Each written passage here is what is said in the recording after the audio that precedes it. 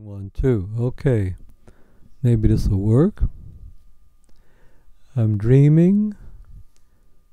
I'm dreaming. Seems like I'm dreaming a long time. And I somehow imagine that there's some young woman off in some suburb somewhere. You know, this image I have of the suburb. Bunch of houses, very ordinary place. Nothing special. I don't know who she is and what she's doing there. But somehow she's important to me for some reason or other in this dream. So, and I keep putting off going there. I have a feeling that she wants me to go there. But not yet. So I'm spending a lot of time, it seems like hours and hours in this dream, just hanging around and aware that she's out there somewhere. And somehow I have a feeling that she's part of some community of young people. She's a young person, well, in a community of young people. And yet somehow or other she has some interest in me going there. And I feel I'm an old person. So here we have a conflict of age. What am I doing involved with this woman? Okay? I don't know either. Nothing's happening there. Just it's like an old Kodak movie or an old Kodak print or something. And there it is, way off in the distance there.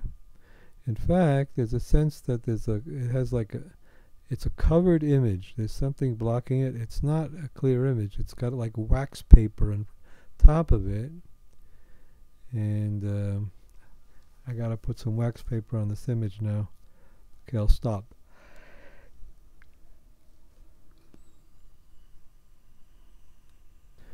Okay, so I'm looking and I see this image and now it's covered with wax paper, sort of. That's pretty good. I did a good job there. Covered with wax paper and feeling distance. The main theme I've been said at the beginning here, it seems like the main theme that I'm dealing with overall here is distance. Here I have distance from this community out there of young people, and I'm feeling an old person, all here by myself. Well, that's mixed feelings about that. Nice to be off by myself, doing my thing. And somehow most of my life I had a sense that it would be nice if somehow I could be part of some community, but whenever I try and do that, well, it's always something that puts me back out here looking at the wax paper. Okay. Anyways, let's see what can I think of here. So we have this image of me here and them there. Well, I have associations now to another dream where there's this distant horizon, and again I'm back here looking at the distant horizon.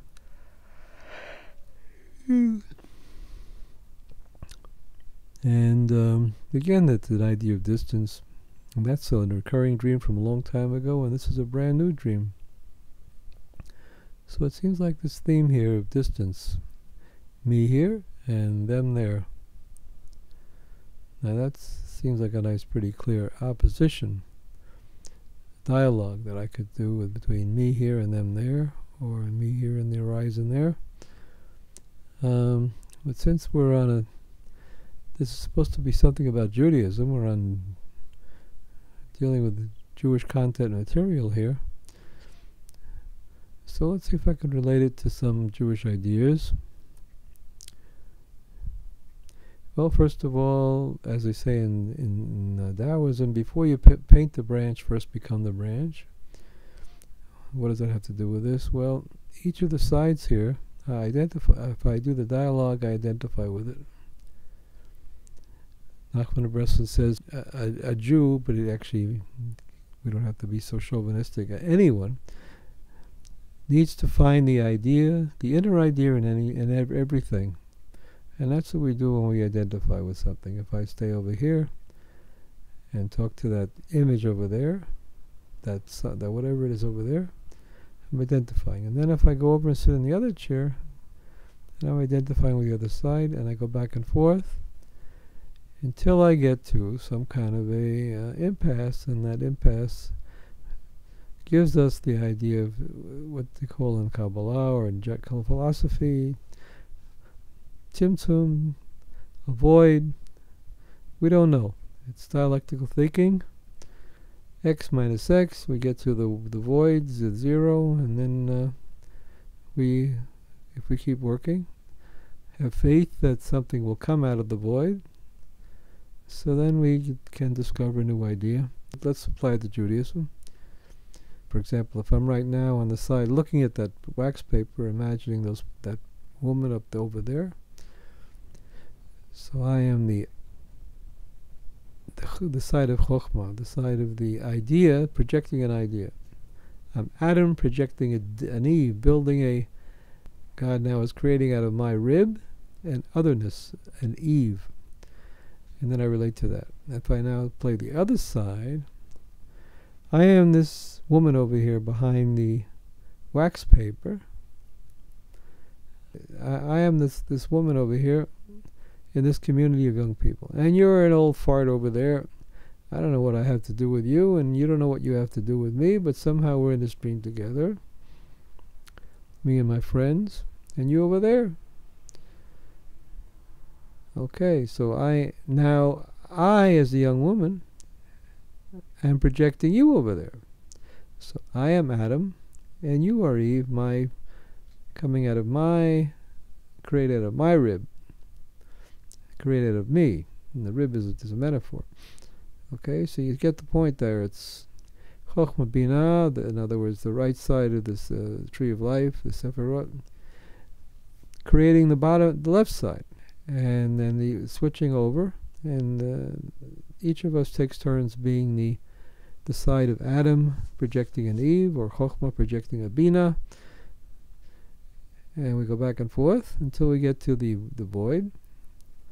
The void being the Keter, or the space where nobody knows nothing. And if we're smart enough to let ourselves not know anything for a while, then there's a possibility we can get a new idea. So that's this process that underlies Gestalt therapy, and it underlies all these religions, any dialectical system. But what's beautiful about Gestalt therapy process is we see it right in front of our nose happening. You don't have to memorize learn all kinds of abstract terminology. It's very simple. You see it right here in front of your nose. Look, there's an image over there. Okay, I'm over here. I project the image. I put the wax paper in the image. Whatever I'm doing, that's Adam creating a world. And the world, same time, relates to Adam. So if I'm Eve now over here, I say, hey, Adam, you just projected this blurry image over here. You started off with a clear image, and now you blurred it all up. See that? You created a barrier between us. It was a fall. It started off with a clear image. We had a clear relationship. And now you put this dumb wax paper between us, and you blurred me up. And now I guess I see you blurred up also. I can imagine seeing you blurred up. So we have a fall from, and you did it with your own need to distance yourself, perhaps. Okay, I'm Adam here. I'm Franklyn. Yeah, I feel old and you're young, so I feel kind of maybe ashamed or, inadequate or something because I'm old and you're young. So I need to distance myself. I build up a wall. I create a wall. I see less. I want to see less. I want to hear less. I create distance. I wait and I wait and I wait, and I don't show up.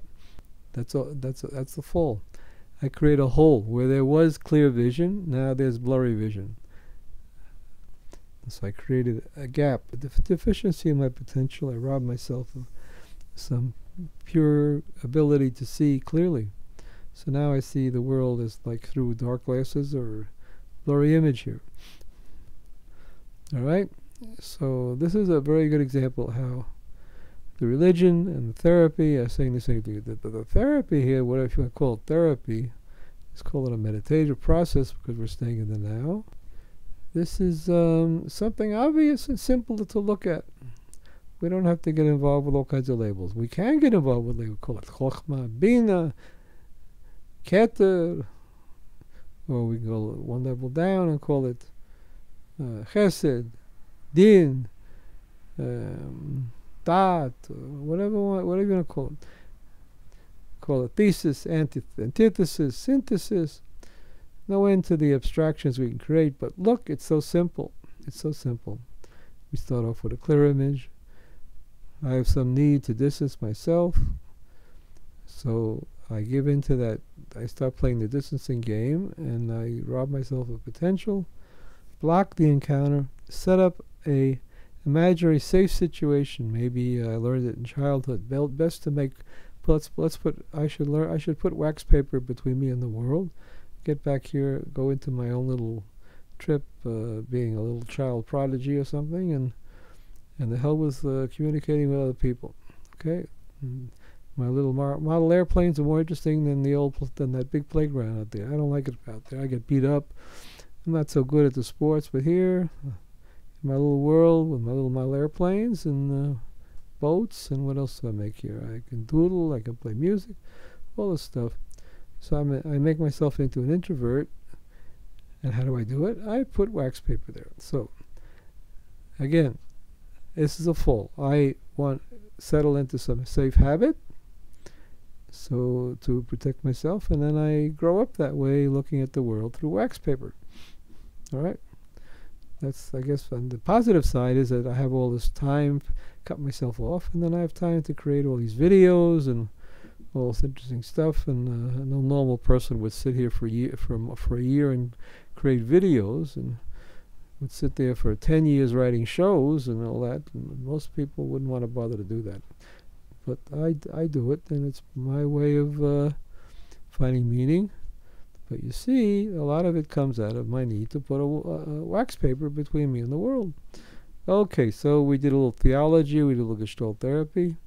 I'll stop here and just see if I like what I did here, and then if I like what I did, then you'll see it on the net. If you don't like what I did, then you won't see it on the net. Ha ha ha. Okay, bye bye.